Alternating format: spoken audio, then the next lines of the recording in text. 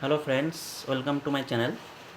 देखिए, इस वीडियो में हम लोग कोई भी लीनियर प्रोग्रामिंग प्रॉब्लम का अनबाउंडेड सॉल्यूशन है या नहीं है, ये हम लोग ग्राफिकली कैसे चेक करेंगे, यही हम लोग डिस्कस करेंगे। ओके, तो यहाँ पे देखिए, अनबाउंडेड फिजिबल सॉल्यूशन के केस में दो चीज़ बहुत इंपॉर्टेंट है। एक तो है कि अनबाउंडेड फिजिबल रीजन और एक है अनबाउंडेड ऑप्टिमल सॉल्यूशन। ठीक है, इसका मतलब कोई भी लीनियर प्रोग्रामिंग प्रॉब्लम का अगर फिजिबल रीजन अगर अनबाउंडेड है तो इसका मतलब ये नहीं है कि उसका जो सॉल्यूशन होगा वो हमेशा अनबाउंडेड होगा। तो उसमें दो केस हो सकते हैं। उसमें अगर इसका फिजिबल रीजन अनबाउंडेड है तो उसमें उसका जो सॉल्यूशन अनबाउंडेड सॉल्यूशन भी हो सकता है और बाउंडेड ऑप्टिमल सॉल्यूशन भी हो सकता है।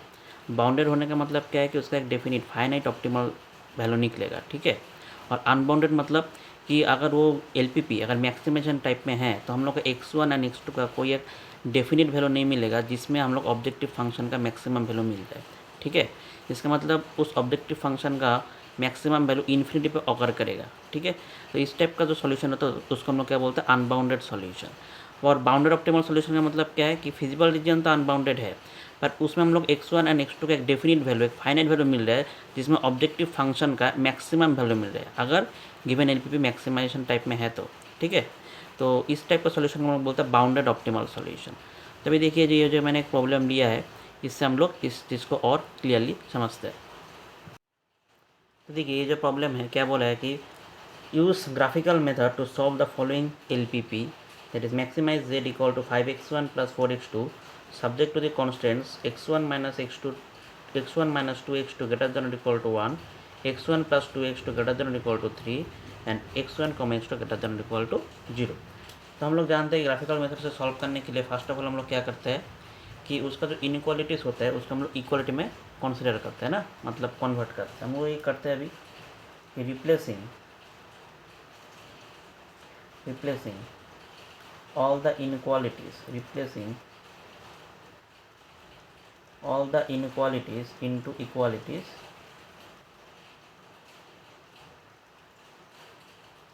we get तो क्या आएगा, देखिए पहला इक्वेशन आएगा कि x1 minus two x two equal to 1 and दूसरा इक्वेशन आएगा कि x1 plus 2x2 equal to 3।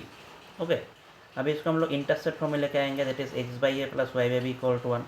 तो राइट हैंड साइड में 1 है तो हम लोग राइट हैंड में जो रहता है उससे डिवाइड करते हैं ताकि राइट हैंड साइड में 1 आ जाए। तो x1 बाई 1 प्लस इसको हम लोग क्या लिख सकते हैं, देखिए इसको 1 से डिवाइड कीजिए तो क्या आएगा कि x2 बाई माइनस 1/2।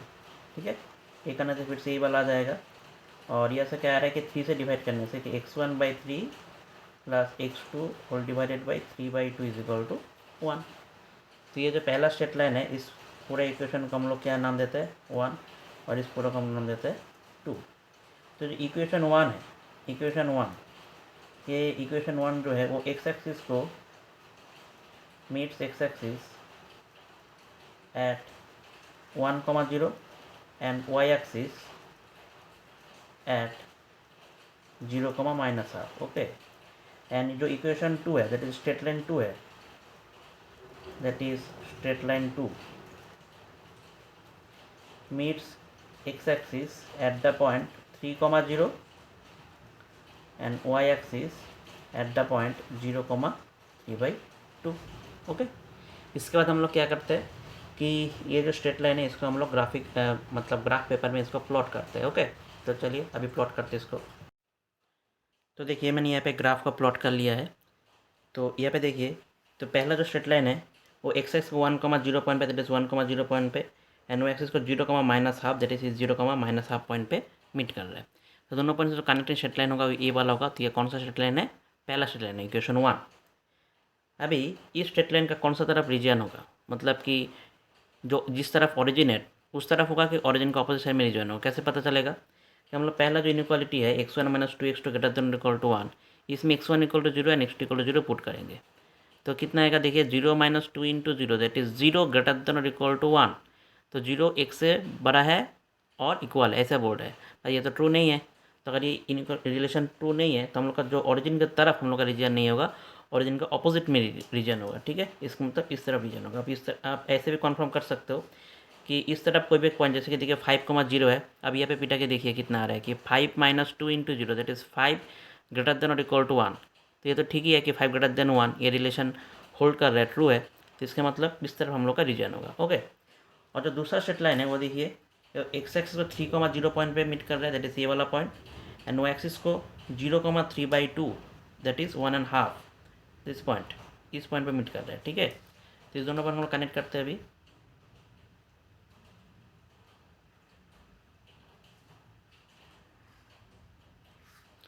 तो ये इक्वेशन 2 है, सेकेंड स्ट्रेट लाइन है।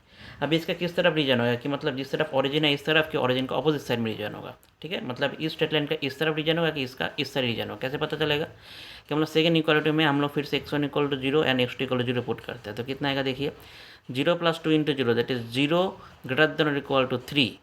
ये तो ट्रू नहीं है कि क्योंकि 0 3 से तो छोटा होता है, ग्रेटर देन भी नहीं होता, इक्वल भी नहीं होता है। इसका मतलब जिस तरफ ओरिजिन है इस तरफ तो हम लोग का रीजन नहीं होगा, तो इसका उल्टा साइड में रीजन होगा, मतलब कि इस तरफ रीजन होगा। ठीक है, अभी देखिए यहाँ पे और एक चीज़ गिवन है कि x1 x2 ग्रेटर देन और इक्वल टू 0, इसको बोलते हैं कि फर्स्ट क्वाड्रेंट। तो फर्स्ट क्वाड्रेंट पर हम लोग इस तरफ नहीं आएंगे, थर्ड क्वाड्रेंट पर हम लोग नहीं देखेंगे। और एक चीज़ क्या है कि ऐसे रीजन जो कि इस दोनों रीजन को एक साथ सेटिस्फाई करता है, साइमल्टेनियसली सेटिस्फाई करते हैं, तो वो कौन सा रीजन होगा, तो हम लोग को देखने में समझ में आ रहा है कि वो ये वाला रीजन है। ठीक है, ये वाला रीजन है।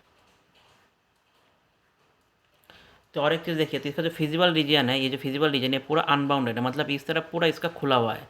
ठीक है, ये इसका क्या है, ये इसका क्या है कि ये इसका फिजिबल रीजन है जो कि अनबाउंडेड है,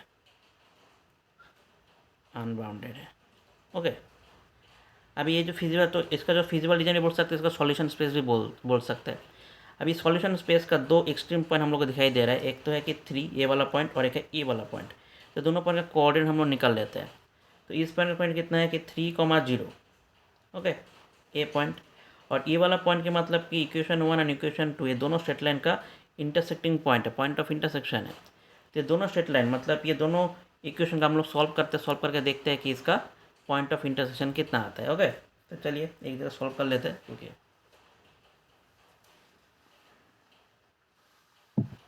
नीचे हम लोग सॉल्व कर लेते हैं। देखिए कि ऐसे कितना है, x1 = 1 + 2x2 यहाँ पे बिठा देते हैं। तो 1 + 2x2 + 2x2 = 3। हम यहाँ पे लिखेंगे कि सॉल्विंग 1 और 2,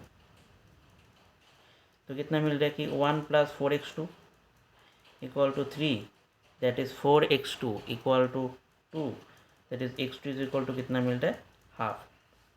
अभी ये पॉइंट लेकर आप इक्वेशन 1 और इक्वेशन 2 कोई भी एक में बिठाइए।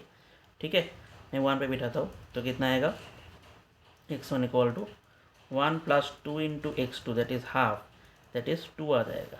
तो हम लोग का जो पॉइंट ऑफ इंटरसेक्शन है दैट इज़ ये वाला पॉइंट अगर बी होगा, तो बी पॉइंट का इंटरसेक्शन पॉइंट का x1, x2 that is 2, half.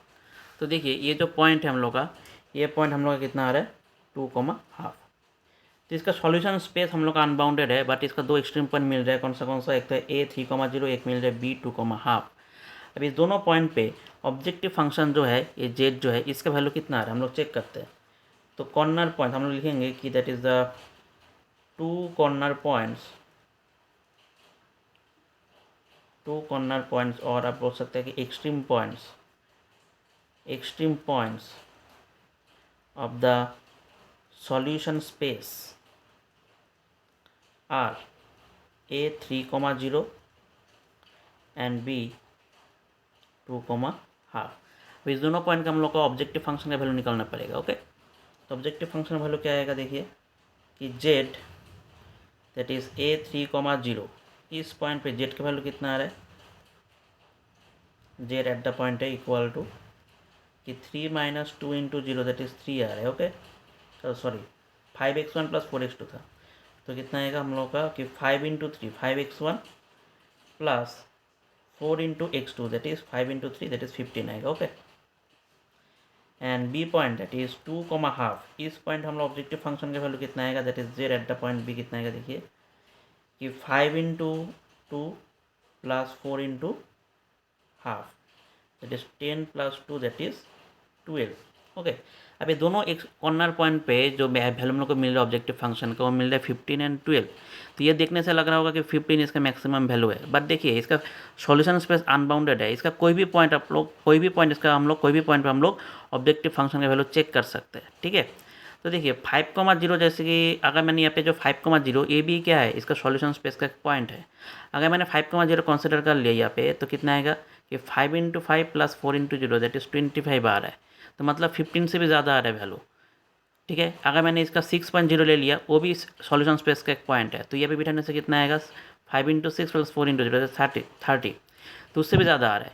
इसका मतलब इसका कोई फाइनाइट वैल्यू नहीं मिल रही x1 x2 का जिसमें ऑब्जेक्टिव फंक्शन का मैक्सिमम वैल्यू मिल जाए। Okay, that is a maximum value of Z occurs at infinity.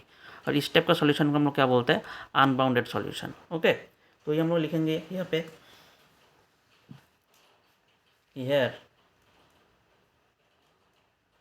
The solution space is okay, here the solution space is unbounded. In fact the maximum value of z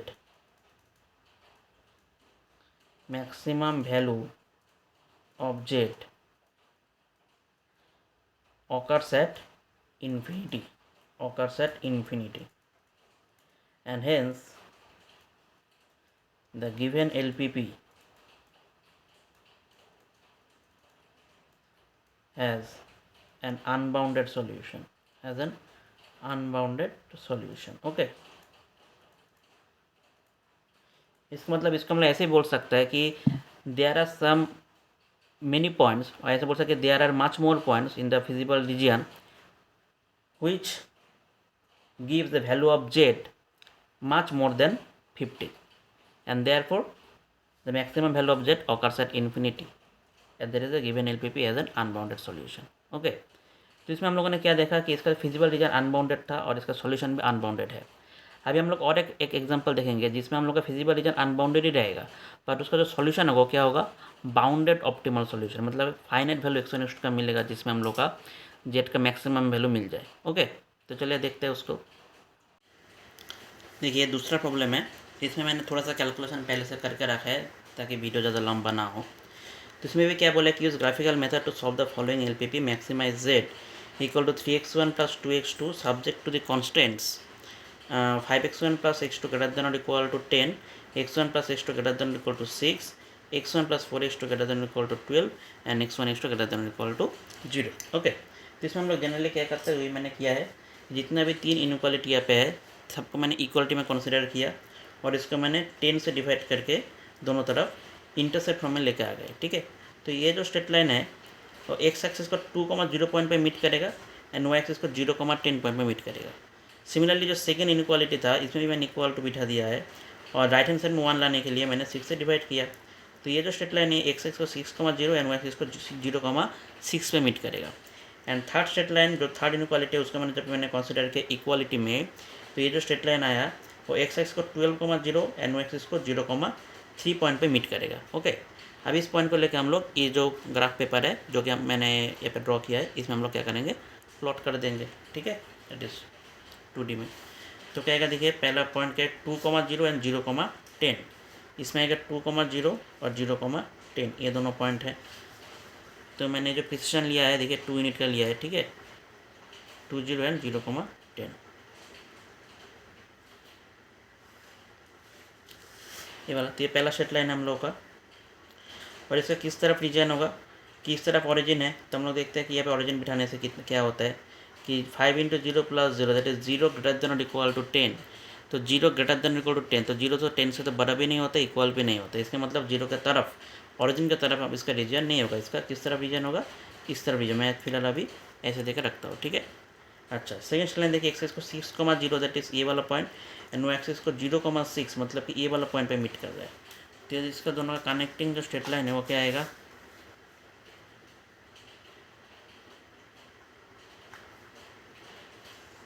ये वाला आएगा। ठीक है, ये second straight line है।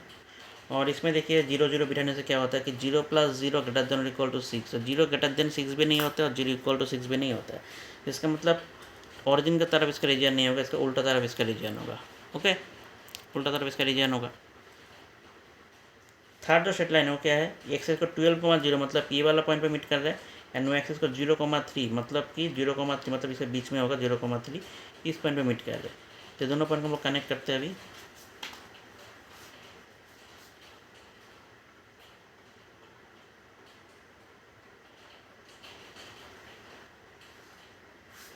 Okay, अभी इसका किस तरफ रीजन होगा कि ओरिजिन का तरफ कि ओरिजिन का उल्टा तरफ, क्या आएगा, कैसा आएगा, देखिए 0 + 4 × 0 दैट इज 0 ग्रेटर देन और इक्वल टू 12। ये तो ट्रू नहीं है, मतलब कि इस तरफ रीजन होगा। ओके, तो ऐसा रीजन जो कि चारों को एक साथ सेटिस्फाई कर रहा है, मतलब तीनों यूनिट को एक साथ सेटिस्फाई कर रहे हैं, तो वो कौन सा रीजन है हम लोग का, दिखाई दे रहा है कि ये वाला रीजन आ रहा है। ओके,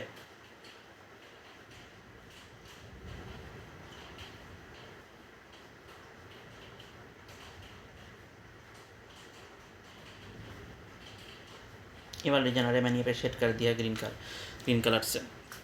तो ये जो रीजन है देखिए पूरा एकदम खुला, एकदम ये पूरा रीजन इसका क्या है, अनबाउंडेड है। तो इसका भी जो फिजिबल रीजन है, इसका जो फिजिबल रीजन है वो भी क्या है, अनबाउंडेड है। पहले वाला केस में हम लोगों ने क्या देखा था कि उसका भी फिजिबल रीजन अनबाउंडेड था, बट उसका जो सॉल्यूशन तो क्या था, अनबाउंडेड सॉल्यूशन था। इस केस में क्या होता है हम लोग देखते हैं अभी। ओके ओके, चलिए देखते हैं। अब इसका जो कॉर्नर पॉइंट आ रहा है, कौन सा पॉइंट आ रहा है कॉर्नर पॉइंट, एक तो ये वाला पॉइंट आ रहा है, एक ये वाला पॉइंट आ रहा है, एक ये वाला पॉइंट आ रहा है, और एक ये वाला पॉइंट आ रहा है। ये चार क्या extreme points of the solution space of the feasible reason. Okay, तभी इस पॉइंट पे हम लोग का जो क्या क्या देखिए, पहला पॉइंट कौन सा है, एक तो हम लोग दिखाई दे रहा है कि 0,10 ये वाला एक पॉइंट है, इसको मैंने यहाँ पे क्या नाम दे दिया, 0,10 ए नाम दे दिया। अच्छा, और एक पॉइंट देखिए हम लोग का यहाँ पे 12, एक तो आ रहा है 12,0, ठीक है। अच्छा, और दो पॉइंट आ रहे हैं, एक तो ये वाला पॉइंट और एक ये वाला पॉइंट। अब ये दोनों पॉइंट को हम लोग को सॉल्व करके निकालना पड़ेगा। अब ये वाला पॉइंट किसका इंटरसेक्टिंग पॉइंट है वो देखिए, एक तो है नंबर 1 और एक है नंबर 2। तो इक्वेशन 1 एंड इक्वेशन 2 दोनों को सॉल्व करने से ये वाला पॉइंट मिलेगा, ठीक है। तभी चलिए इसको सॉल्व करते हैं थोड़ा लास्ट में।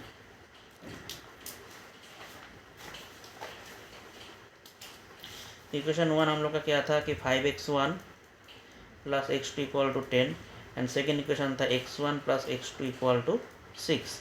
तो यहाँ पे देखिए 5x1 प्लस यहाँ से x2 कितना आएगा, 6 - x1, यहाँ पे हम लोग बिठा देते हैं इक्वल टू 10।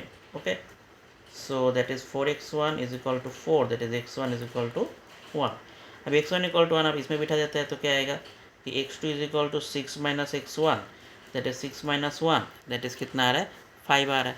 इसका मतलब ये जो पॉइंट है, इस पॉइंट का कोऑर्डिनेट, सपोज कि ये वाला पॉइंट को मैंने बी नाम दे दिया, तो बी पॉइंट का पॉइंट कितना आएगा कि x1, x2 दैट इज 1,5 आ रहा है। तो ये वाला पॉइंट हम लोग का आ रहा है 1,5। अभी देखिए तीसरा एक पॉइंट है ये वाला, इसको हम लोग कोई नाम देते हैं, सी नाम दे देते हैं। अब ये पॉइंट किसका पॉइंट ऑफ इंटरसेक्शन है, एक तो है 2 और एक है ये वाला दैट इज़ 3। इसको मैंने डिटरमाइन ये नाम दे दिया था 3। तो इक्वेशन 2 एंड इक्वेशन 3 ये कौन था, 1 एंड 2 को मैंने सॉल्व किया। अभी हम लोग 2 एंड 3 को सॉल्व करेंगे। ओके, तो क्या आएगा देखिए, सेकेंड सेट लाइन है कि x1 + x2 = 6 and third set line है कि x1 + 4x2 = 12। सो ये ऐसा देखिए x1 + 4 × अभी x2 ऐसे कितना आएगा, 6 - x1 = 12, that is x1 + 24 - 4x1 = 12, that is -3x1 = -12, that is x1 = 4। यहाँ पे x1 = 4 बिठाने से x2 निकल के आ जाएगा, ये 6 - 4 दैट इज 2। तो ये जो सी पॉइंट है, सी पॉइंट कितना आएगा, फिर 4,2 आएगा। दैट इज ये वाला जो पॉइंट है इसका कोऑर्डिनेट कितना आ रहा है हम लोगों का, 4,2। ओके, तो चलिए अब इसके बाद देखते हैं। तो एक तो आ रहा है ये वाला पॉइंट, तो इसको हम लोग डी नाम दे देते हैं, क्या नाम होता है, डी। तो ये वाला पहला पॉइंट था ए, ये तो मैंने पहले लिख दिया, ठीक है, टी पॉइंट। फिर बी पॉइंट देखिए कितना है कि 1,5 एंड सी पॉइंट हम लोग का कितना है 4,2। अभी इस पॉइंट पे जो ऑब्जेक्टिव फंक्शन है जेड, उसका वैल्यू कितना आ रहा है हम लोग चेक करना पड़ेगा, ठीक है। तो 0,10 ये पे बिठाने से कितना आएगा, 3 × 0 + 2 × 10 दैट इज 20 आ रहा है। 12,0 पे बिठाइए ऑब्जेक्टिव फंक्शन में, तो कितना आएगा, Z eight the point D = 36 आएगा। z at the point b, that is 1,5, तो 3 into 1 that is 3 and 2 into 5 that is 10, that is हम लोग का कितना आ रहा है कि 3 into 1 that is हम लोग का आ रहा है 13, and z at the point c कितना आ रहा है हम लोग का, देखिए कि 4 2 that is 3 into 4 12 plus 2 into 2 4 that is 16, ठीक है। अच्छा 10 to 4 3 into 4 इक्वल टू 16। अभी हम लोग देखेंगे इसका कोई डेफिनेट वैल्यू है क्या जो कि Z maximum value of Z दे दे। तो देखिए यहाँ पे भी हम लोग का जो चार यहाँ पे एक्सट्रीम पॉइंट है, तो चार एक्सट्रीम पॉइंट में जो मैक्सिमम वैल्यू कौन आ रहा है 36, ठीक है। तो 36 कौन है 12,0, बट यहाँ पे जो 14,0 ये भी क्या है सॉल्यूशन स्पेस का एक पॉइंट है। तो 14,0 का यहाँ पे हम लोग पुट करते हैं तो क्या आएगा कि 3 into 14 plus 2 into 0 that is 42 आ जाएगा, जो कि ये जो मैक्सिमम वैल्यू था 36 इससे भी ज़्यादा आ रहा है। इसका मतलब इसका भी जो मैक्सिमम वैल्यू है वो दैट इज़ इन्फिनिटी पे ऑकर करेगा, ठीक है। तो x1 x2 का कोई फाइनाइट वैल्यू नहीं मिलेगा, कोई डेफिनेट वैल्यू नहीं मिलेगा जो कि जेड का मैक्सिमम वैल्यू हम लोग को दे दे। तो इस केस में भी जिसका सॉल्यूशन होगा अनबाउंडेड होगा। बट देखिए अगर मैं इसी केस में अगर ये जो ऑब्जेक्टिव फंक्शन है इसको हम लोग क्या करते हैं मिनिमाइजेशन प्रॉब्लम कर दे। इस प्रॉब्लम में यहाँ पे क्या कर देता हूँ सिर्फ मिनिमाइज कर देता हूँ, ठीक है, मिनिमाइज जेड। तो अगर मैंने यहाँ पे मिनिमाइज जेड कर दिया तब देखिए इसका जो सॉल्यूशन स्पेस फिजिबल रीजन तो अनबाउंडेड है, बट इसका जो मिनिमम वैल्यू है वो हम लोग को क्या कहाँ पे मिलेगा। ये देखिए मिनिमम वैल्यू कौन आ रहा था 13 जेड बी, दैट इज़ ये जो बी पॉइंट है यही पॉइंट पर हम लोग का क्या आ रहा है मिनिमम वैल्यू आ रहा है। तो इससे कम वैल्यू और हम लोग को नहीं मिलेगा, ठीक है, क्योंकि मिनिमम वैल्यू कहाँ पे मिलेगा, क्योंकि इसका लोअर पार्ट जो है वही तो बाउंडेड है और इसका अपर पार्ट क्या है अनबाउंडेड है। तो मिनिमम वैल्यू तो हम लोग को लोअर पार्ट में मिलेगा फिजिबल रीजन का। तो लोअर पार्ट में हम लोगों का क्या मिल रहा है बी पॉइंट पे क्या मिल रहा है 13। तो यही क्या है इसका मिनिमम वैल्यू है, that is minimum value of the objective function Z है, ओके। तो ये हम लोग लिखेंगे यहाँ पे the solution space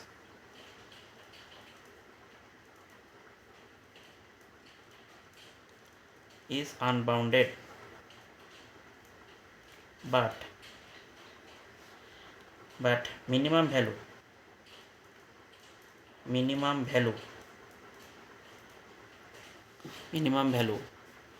of z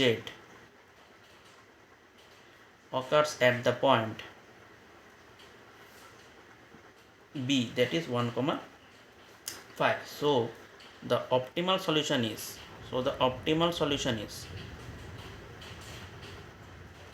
optimal solution हम लोग को क्या मिलेगा बोलिए कि x1 is equal to 1 and x2 is equal to 5 and z का जो मिनिमम वैल्यू है z मीन वो कितना आ रहा है 13 which occurs at the point 1,5। तो इस केस में हम लोगों ने क्या देखा कि इस केस में भी फिजिबल रीजन तो अनबाउंडेड था, बट इसका जो सॉल्यूशन था वो क्या था बाउंडेड ऑप्टिमल सॉल्यूशन था, ठीक है। और पहले वाला केस में क्या था उसका फिजिबल रीजन अनबाउंडेड था बट उसका जो सॉल्यूशन था वो क्या था अनबाउंडेड था, मतलब मैक्सिमम वैल्यू ऑफ जेड उसका इन्फिनिटी पे ऑकर कर रहा था, ओके। तो यही मुझको बोलना था।